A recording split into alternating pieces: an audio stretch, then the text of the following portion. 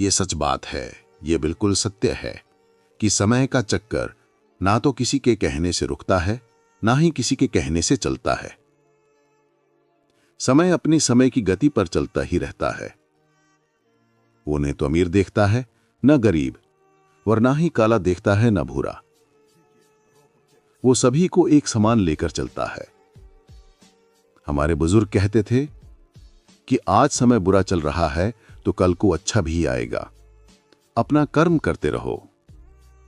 समय से बड़ा गुरु कोई नहीं, समय से बड़ा देव कोई नहीं, और समय से बड़ा धन कोई नहीं। चलो एक कहानी के माध्यम से समझते हैं आपको समय का चक्कर। कहानी को पूरा ध्यान से सुने। सतयुग के समय हिमालय की गहरी गुफाओं में रहते थे महान तपस्वी दुर्वासा ऋषि, जिनका क्रोध स्वाभाविक था और जिनकी तपस्या इतनी प्रबल कि देवता भी सम्मान से सिर झुकाते। उनके आश्रम में समय का बड़ा महत्व था। हर साधक जानता था कि दुर्वासा ऋषि के सामने समय पर पहुंचना केवल नियम नहीं, एक आदर था। गुरुकुल में एक युवा शिष्य था, आरुणि, तेजस्वी पर थोड़ा लापरवाह। उसे लगता समय का क्या है, थोड़ी देर पहले या बाद में क्या फर्क पड़ता है। पर दुर्वासा ऋषि के लिए समय केवल घंटों मिनटों का नाम नहीं था। समय था अनुशासन, समर्पण, सत्य और जीवन की धुरी। एक दिन सुबह की वंदना का समय था। सभी शिष्य एकत्र हो चुके थे, लेकिन आरुणि आलस में देर से उठा।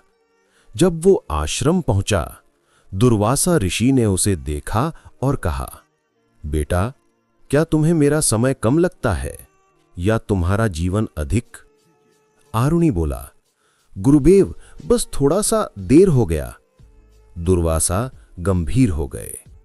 थोड़ी देर ही वो दीवार होती है जो सफलता को असफलता से और शिष्य को साधारण मनुष्य से अलग करती है।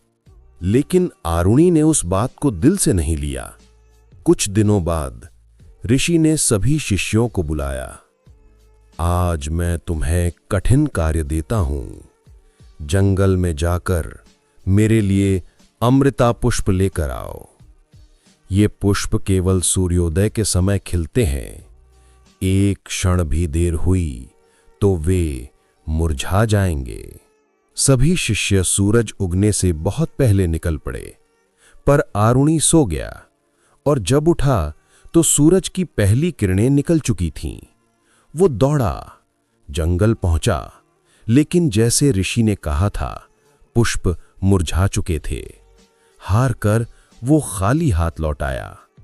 आरुणि को देखकर गुरु के नेत्र लाल हो उठे। मैंने कहा था, समय रुकता नहीं। जो समय को हल्का समझता है वो अवसर खो देता है। वातावरण में एक क्षण के लिए दुर्वासा का अग्निताप दिखाई दिया। आरुणि कांपते हुए बोला, गुरुदेव, मुझे दंड दीजिए, पर मुझे समय का अर्थ सिखाइए। ऋषि शांत हुए। उन्होंने कहा, दंड तो मिलेगा, लेकिन उससे भी बड़ा एक ज्ञान मिलेगा। दुर्वासा ने आरुणि को गंगा तट पर ले जाकर कहा, आरुणि, इस नदी को देखो। एक एक बूंद गिरकर अंत में सागर बनती है। यदि एक बूंद समय पर न गिरे तो नदी अपनी धारा खो दे। फिर उन्होंने उसे सूर्य की ओर देखने को कहा। सूर्य कभी देर नहीं करता। यदि वो एक क्षण भी देर करे तो संसार अंधेरे में डूब जाए। आरुणि की आंखें खुलने लगीं। गुरुदेव, तो समय भी देवता है? दुर्वासा बोले, हां, और जिसे समय की कद्र नहीं, वो देवत्व को नहीं समझता। समय ही तपस्या है, समय ही शक्ति और समय ही जीवन का सत्य है।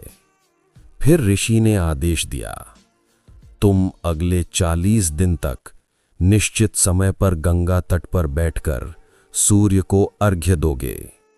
एक क्षण भी देर हुई तो साधना भंग मानी जाएगी। ये आरुणि के लिए सबसे बड़ी परीक्षा थी। पहले दिन वो समय पर पहुंचा, दूसरे दिन पहुंचा, तीसरे दिन भी पहुंचा, लेकिन 5वें दिन बारिश थी, जलधारा तेज थी, रास्ता फिसलन भरा था। आरुणि डगमगाया, फिर भी समय पर पहुंच गया। 10वें दिन तेज आंधी चली, फिर भी वो समय से पहले खड़ा था। 20वें दिन उसे बुखार आ गया, पर वो समय पर पहुंचा। गांव वाले कहते, ये वही आरुणि है जिसके लिए समय कुछ नहीं था। 40वें दिन अरुणोदय के क्षण आरुणि ने सूर्य को अर्घ्य दिया। अचानक उसे लगा कि प्रकृति शांत हो गई है। पानी की लहरें थम गईं, हवा ठहर गई, मानो समय रुक गया हो। उसी क्षण दुर्वासा ऋषि प्रकट हुए। ये अनुभव तुम्हें इसलिए मिला क्योंकि तुमने समय को जीतने की नहीं, समय के साथ चलने की कला सीखी है। आरुणि विनम्र होकर बोला, गुरुदेव, अब मुझे समझ आ गया, समय सबसे बड़ा गुरु है। दुर्वासा ऋषि ने हाथ उठाकर कहा, आरुणि, अब तुम समय के प्रति अनुशासन सीख चुके हो। याद रखना, कर्म का फल समय देता है, लेकिन केवल उसे जो समय की इज्जत करता है। फिर उन्होंने अंतिम सीख दी, जो समय को हल्का समझता है वो जीवन के सबसे भारी दुख पाता है। जो समय का आदर करता है वो जीवन का स्वामी बन जाता है। आरुणि ने प्रण किया कि अब वो जीवन में कभी किसी भी कार्य को बाद में नहीं छोड़ेगा, और धीरे धीरे वो ऋषि दुर्वासा का सर्वश्रेष्ठ शिष्य बन गया। कहानी का संदेश,